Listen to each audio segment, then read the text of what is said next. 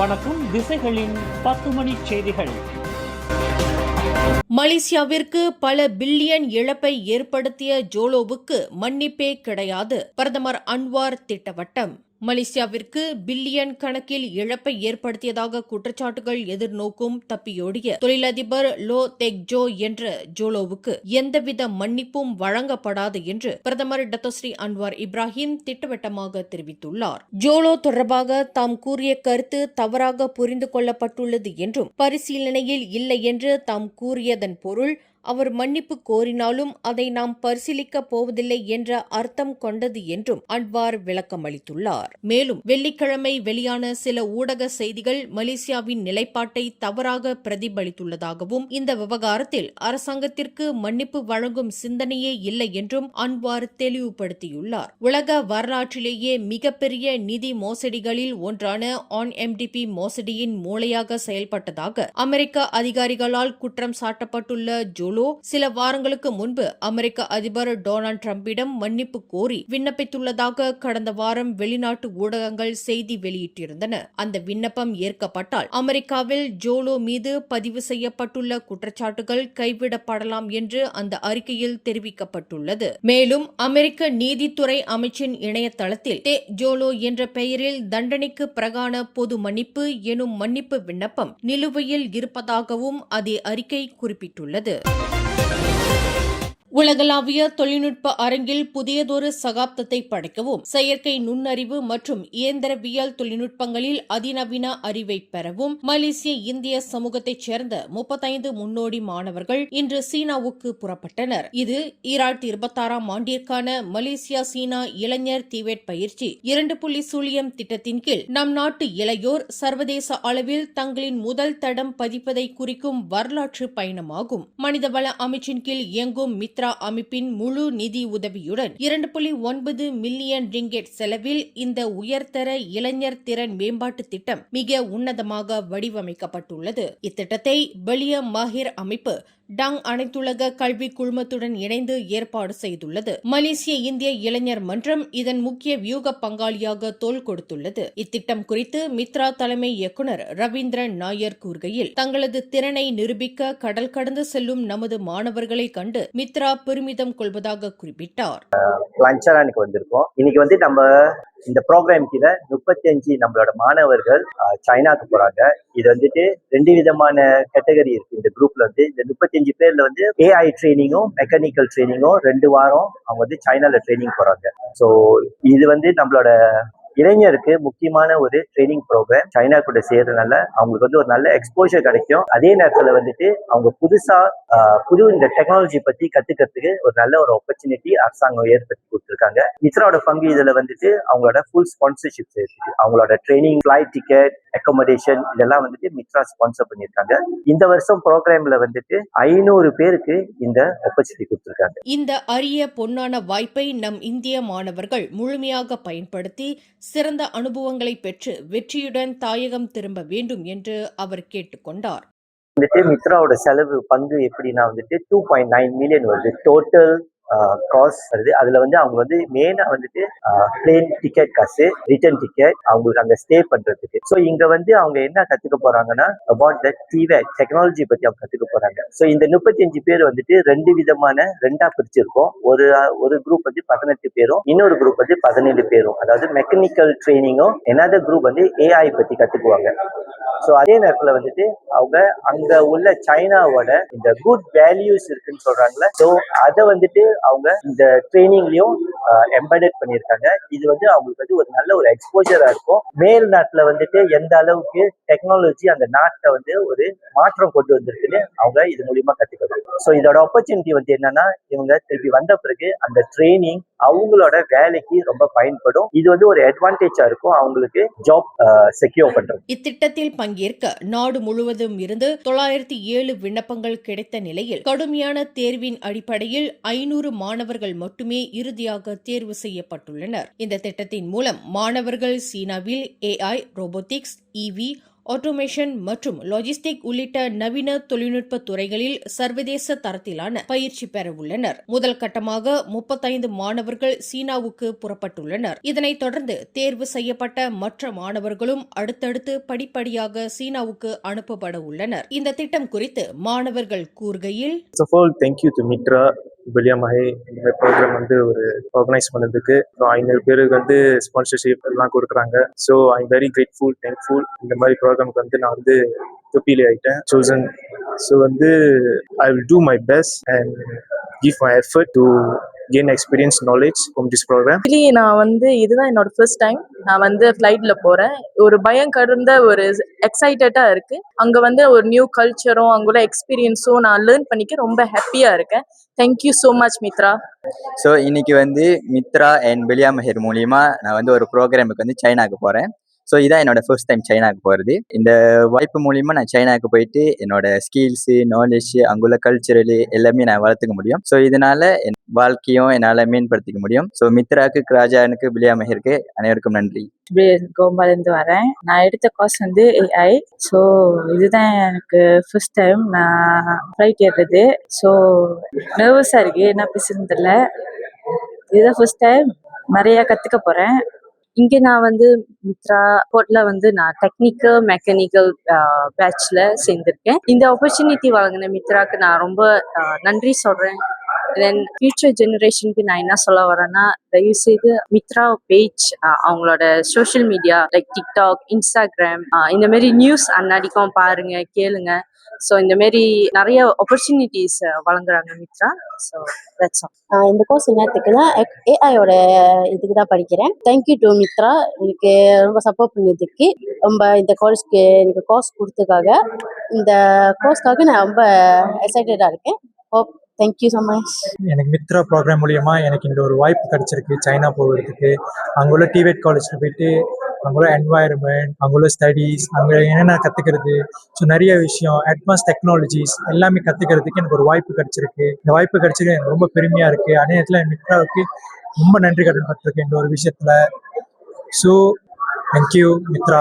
இந்நிலையில் இந்த திட்டத்தின் வெற்றிகரமான அமலாக்கமானது உலக தகுதியுடன் கூடிய முற்போக்கான சிந்தனை கொண்ட மலேசிய இந்திய இளைஞர் சமூகத்தை உருவாக்குவதில் ஒரு முக்கிய மைல்கல்லாக அமையும் என எதிர்பார்க்கப்படுகிறது. பரிக்கத்தான் நேஷனல் தலைவர் அஹ்மத் ஜம்சூரி புதிய எதிர்க்கட்சித் தலைவராக நியமிக்கப்பட்டுள்ளார். இம்முடிவானது இன்று கோலாலம்பூரில் நடைபெற்ற அக்கூட்டணியின் உச்சமன்ற கூட்டத்தில் எடுக்கப்பட்டதாக அதன் பொதுச் செயலாளர் தக்யூடின் அசான் தெரிவித்துள்ளார். கெமாமான் தொகுதி நாடாளுமன்ற உறுப்பினருமான சம்சூரிக்கு நாடாளுமன்றத்தில் எதிர்க்கட்சி கூட்டணியை வழிநடத்தும் பொறுப்பை ஒப்படைப்பதை உச்சமன்ற கூட்டத்தில் அனைவரும் ஏகமனதாக ஏற்றுக்கொண்டதாகவும் அவர் குறிப்பிட்டுள்ளார். மேலும் தெலங்கானா மாநில மந்திரி பசாருமான சம்சூரி எதிர்க்கட்சியின் அரசியல் திட்டங்களை ஒருங்கிணைப்பதுடன் நாடாளுமன்ற விவாதங்கள் மற்றும் முக்கிய தேசிய கொள்கை விவாதங்களில் எதிர்க்கட்சி கூட்டணியை வழிநடத்துவார் என எதிர்பார்க்கப்படுகிறது. புத்ரா ஐட் சுபாங்ஜியா பகுதியில் ஏற்பட்ட எரிவாயு குழாய் வெடிப்பு சம்பவம் தொடர்பான விசாரணை அறிக்கையை ஸ்லாங்கூர் அரசாங்கம் கடந்த மாதம் புத்ராஜயாவிடம் சமர்ப்பித்துள்ளது. சுயாதீன விசாரணை குழு தனது அறிக்கையை மாநில அரசிடம் வழங்கியதைத் தொடர்ந்து இந்த நடவடிக்கை எடுக்கப்பட்டதாக மாநில மந்திரி பசார் டத்தோஸ்ரீ அமீனுடின் ஷாரி தெரிவித்துள்ளார். மேலும் இந்த அறிக்கையானது தற்போது மத்திய அரசின் பரிசீலனையில் உள்ளது என்றும் அவர்களிடமிருந்து கருத்து கிடைத்தவுடன் பொதுமக்களுக்கும் வெளியிடப்படும் என்றும் அவர் குறிப்பிட்டுள்ளார். கடந்த ஆண்டு ஏப்ரல் 1ஆம் தேதி நடந்த இந்த சம்பவத்தில் 308 குடும்பங்களைச் சேர்ந்த சுமார் 1254 பேர் பாதிக்கப்பட்டனர். மேலும் 87 வீடுகள் முற்றிலும் சேதமடைந்ததுடன் 148 வீடுகளுக்கு பழுதுபார்க்கும் நிலை ஏற்பட்டது குறிப்பிடத்தக்கது. இன்று நடைபெற்ற கோலஸ்லாங்கூர் PKR ஆண்டு பொதுக்கூட்டத்தில் அத்தொகுதியின் தலைவர் எம் சிவபாலன் மீது கொண்டுவரப்பட்ட நம்பிக்கையில்லா தீர்மானம் தொடர்பான சர்ச்சையால் தள்ளுமுள்ளு சம்பவம் ஏற்பட்டது. கூட்டம் முடிந்து 20 நிமிடங்களுக்கு பிறகு குழு ஒன்று மீண்டும் மண்டபத்திற்குள் வந்து தீர்மானம் நிறைவேற்றுவதற்கு முன் விவாதத்திற்கோ வாக்கெடுப்பிற்கோ ஏன் அனுமதிக்கப்படவில்லை என்று கேள்வி எழுப்பியதாக சிவபாலன் தெரிவித்துள்ளார். மேலும் அந்த தீர்மானத்தை தாம் ஏற்றுக்கொண்டதாகவும் ஆனால் அது கட்சியின் மத்திய தலைமையிடம் பரிசீலனைக்காக அனுப்பப்படும் என தெரிவிக்கப்பட்டதாகவும் அவர் குறிப்பிட்டுள்ளார். அதேவேளையில் இந்த தள்ளுமுள்ளு சம்பவத்தில் 3 பெண் உறுப்பினர்கள் காயமடைந்து அவர்களின் கைகளில் வீக்கம் ஏற்பட்டதாகவும் சிவபாலன் தெரிவித்துள்ளார். இது தொடர்பாக போலீஸ் புகார் அளிக்கப்பட்டுள்ளதாகவும் மேலும் ஒரு புகார் சுங்காய் புலோ மாவட்ட போலீஸ் தலைமையகத்திலும் பதிவு செய்யப்பட்டுள்ளதாகவும் அவர் குறிப்பிட்டுள்ளார். அடுத்து வரும் ஜோஹர் மாநில தேர்தலில் பாரிசான் நேஷனல் கூட்டணி மாநிலத்தின் அனைத்து 56 சட்டமன்ற தொகுதிகளிலும் போட்டியிடும் என அம்மாநில பாரிசான் நேஷனல் தலைவர் ஆன் அஃபீஸ் காசி அறிவித்துள்ளார். மக்களின் கருத்துக்கள் மற்றும் மாநில அம்னோ பாரிசானைச் சேர்ந்த அடிமட்ட தலைவர்களின் கருத்துக்களை கருத்தில் கொண்டு இந்த முடிவு எடுக்கப்பட்டதாகவும் அவர் குறிப்பிட்டுள்ளார். மேலும் மாநில வளர்ச்சிக்கும் மக்களின் நலனுக்கும் அர்ப்பணிப்புடன் செயல்படும் வலுவான நிலையான அரசாங்கத்தை அமைக்க தயாராக இருப்பதையே இந்த முடிவு காட்டுகிறது என்றும் அவர் தெரிவித்துள்ளார். ஜோஹர் மாநில சட்டமன்றம் அடுத்த ஆண்டு ஏப்ரல் மாதத்தில் தானாகவே கலைக்கப்படும் நிலையில் அதன் பிறகு 60 நாட்களுக்குள் தேர்தல் நடத்தப்பட வேண்டும் என்பது குறிப்பிடத்தக்கது. Sunshine Kids, the place where your kids shine, the fastest growing, award-winning, best preschool chain in the town. Welcome to our preschool, where learning meets fun. Our preschool provides a nurturing environment for young learners to thrive. www.sunshinekids.com.my வெள்ள தடுப்பு குளங்கள் அமைந்த பகுதிகளில் மேம்பாட்டு திட்டங்களுக்கு அனுமதி வழங்கிய முந்தைய அரசின் முடிவு முட்டாள்தனமானது என்று கூட்டரசு பிரதேசத்திற்கான பிரதமர் துறை அமைச்சர் ஹனாயோ சாடியுள்ளார். அதுபோன்ற மேம்பாட்டு திட்டங்கள் பொதுமக்களின் பாதுகாப்பிற்கு அச்சுறுத்தலாக அமைந்துள்ளதாகவும் அவர் குறிப்பிட்டுள்ளார். இந்நிலையில் கோலாலம்பூரில் வெள்ளத்தை கட்டுப்படுத்த பயன்படுத்தப்பட்ட பகுதிகளில் 70 விழுக்காடு இழக்கப்பட்டுள்ளதாகவும் இதனால் பேரிடர்களை சமாளிக்க தேவையான மாற்று பாதுகாப்பு நிலப்பரப்பு தற்போது போதுமான அளவில் இல்லை என்பதையும் அவர் சுட்டிக்காட்டியுள்ளார். இதனிடையே இந்த மேம்பாட்டு திட்டங்களுக்கான அனுமதிகள் வழங்கப்பட்டது தொடர்பான விசாரணையில் ஊழலுக்கான ஆதாரங்கள் இல்லை என SPRM அறிவித்துள்ளது குறித்து அவர்களுடன் கலந்தாலோசிக்க உள்ளதாகவும் அனாயோ தெரிவித்துள்ளார். சத்யவங்சா பந்தாய் விருவிச்சாலையில் அதிவேக மோட்டார் சைக்கிள்களில் ஆபத்தான வகையில் 2 ஆடவர்கள் செய்த சாகசம் சமூக ஊடகங்களில் வீடியோ வைரலானதை தொடர்ந்து இன்று அதிகாலை போலீசாரால் கைது செய்யப்பட்டனர். 31 மற்றும் 36 வயதுடைய அந்த இருவரும் விசாரணைக்காக காலை 6 மணியளவில் தடுத்து வைக்கப்பட்டதாக கோலாலம்பூர் போக்குவரத்து விசாரணை மற்றும் அமலாக்கத்துறை தலைவர் முகமது ஜம்சூரி முகமது எசா தெரிவித்துள்ளார். மேலும் இச்சம்பவத்தில் தொடர்புடைய ஒரு மோட்டார் சைக்கிளும் பறிமுதல் செய்யப்பட்டுள்ளதாகவும் அவர் குறிப்பிட்டுள்ளார். இந்த சம்பவமானது கடந்த மே 9ஆம் தேதி காலை 11 மணியளவில் நகரத்தின் மையத்திலிருந்து புத்ராஜய நோக்கி செல்லும் SPE நெடுஞ்சாலையில் நடந்ததாகவும் போலீஸ் விசாரணையில் தெரியவந்துள்ளது. பாட்டிக்சன் தெலோக்கமாங் பகுதியில் களைக்கொல்லி மருந்தை அருந்திய 21 வயதான மியான்மர் பெண்ணும் அவரது 1 வயது மகளும் மருத்துவமனையில் அனுமதிக்கப்பட்டுள்ளனர். அப்பெண் முதலில் களைக்கொல்லி மருந்தை அருந்திய பின்னர் அதையே தனது மகளுக்கும் கொடுத்துள்ளது முதற்கட்ட விசாரணையில் தெரியவந்துள்ளதாக பாட்டிக்சன் மாவட்ட போலீஸ் தலைவர் மஸ்லான் உடேன் தெரிவித்துள்ளார். மேலும் குழந்தை பிறந்ததிலிருந்து அப்பெண் மன அழுத்தத்தில் இருந்திருக்கலாம் என நம்பப்படுவதாகவும் தற்போது தாயும் மகளும் பாட்டிக்சன் மருத்துவமனையில் சிகிச்சை பெற்று வருவதுடன் இருவரின் நிலையும் சீராக இருப்பதாகவும் அவர் குறிப்பிட்டுள்ளார். கோலாலம்பூர் சங்காட் பகுதியில் உள்ள 3 நட்சத்திர தங்கும் விடுதியை மையமாக கொண்டு செயல்பட்டதாக கூறப்படும் விபச்சார கும்பலை முறியடித்த மலேசிய குடிநுழைவுத்துறை அதிகாரிகள் 152 வெளிநாட்டவர்களை கைது செய்துள்ளனர். பொதுமக்களின் புகார்கள் மற்றும் 2 வாரங்களாக மேற்கொள்ளப்பட்ட உளவுத்துறை கண்காணிப்பின் அடிப்படையில் நேற்று அதிகாலை 1:30 மணியளவில் இந்த அதிரடி சோதனை நடத்தப்பட்டதாக குடிநுழைவுத்துறை தெரிவித்துள்ளது. புத்ராஜயா தலைமையக அமலாக்க பிரிவைச் சேர்ந்த 131 குடிநுழைவுத்துறை அதிகாரிகளும் 4 சுங்கத்துறை அதிகாரிகளும் இணைந்து அந்த தங்கும் விடுதி மற்றும் ஒழுக்கக்கேடான செயல்களில் ஈடுபட்டதாக சந்தேகிக்கப்படும் பொழுதுபோக்கு மையத்தில் சோதனை மேற்கொண்டனர். இந்த நடவடிக்கையின் போது மொத்தம் 243 பேர் சோதனை செய்யப்பட்டனர். அவர்களில் 194 பேர் வெளிநாட்டவர்களும் 49 பேர் மலேசியர்களும் ஆவர். இந்நிலையில் அவர்களில் 152 பேர் முறையான ஆவணங்கள் இல்லாத நிலையில் கைது செய்யப்பட்டுள்ளதாக அதிகாரிகள் தெரிவித்துள்ளனர்.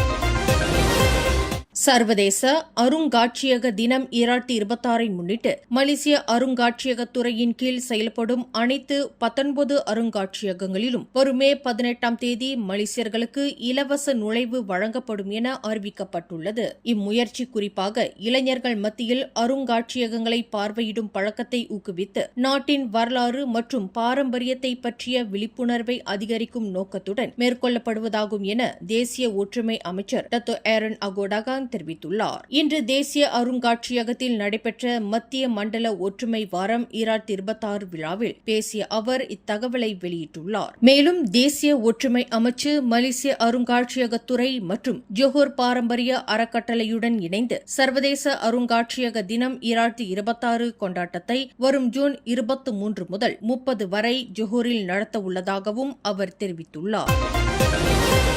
மலக்கா மாநிலத்தில் கால்நடைகளை கண்காணிக்கும் முறையை மேம்படுத்தும் நோக்கில் QR குறியீட்டு அடையாள அமைப்பு அறிமுகப்படுத்தப்பட்டுள்ளது. இந்த புதிய முயற்சி கால்நடைத்துறையை நவீன ஸ்மார்ட் தொழில்நுட்பத்தின் மூலம் மேம்படுத்தும் மாநில அரசாங்கத்தின் திட்டத்தின் ஒரு பகுதியாக அமைகிறது என்று அம்மாநில முதல்வர் டத்தோஸ்ரீ அப்துல் ரவுப் யூசோ தெரிவித்துள்ளார். இத்திட்டத்தின் மூலம் பண்ணைகளில் ஒவ்வொரு கால்நடைக்கும் தனித்துவமான QR குறியீடு வழங்கப்பட்டுள்ளது. அதில் உரிமையாளரின் விவரங்கள், பண்ணை அமைவிடம் மற்றும் கால்நடையின் உடல்நல பதிவுகள் உள்ளிட்ட தகவல்கள் இடம்பெறவுள்ளன. கால்நடைகள் திருடப்பட்டாலோ அல்லது கடத்தப்பட்டாலோ அவற்றின் தகவல்களை உடனடியாக சரிபார்க்க இந்த அமைப்பு உதவும் என்றும் அப்துல் ரவுப் யூசோ குறிப்பிட்டுள்ளார். மேலும் செய்திகளை தெரிந்து கொள்ள கீழே இருக்கும் பெல் பட்டனை அழுத்துங்கள். உங்கள் மகிழ்ச்சியை வெளிப்படுத்த லைக் மற்றும் ஷேர் செய்யுங்கள். தொடர்ந்து திசைகளோடு இணைந்திருக்க சப்ஸ்கிரைப் செய்யுங்கள்.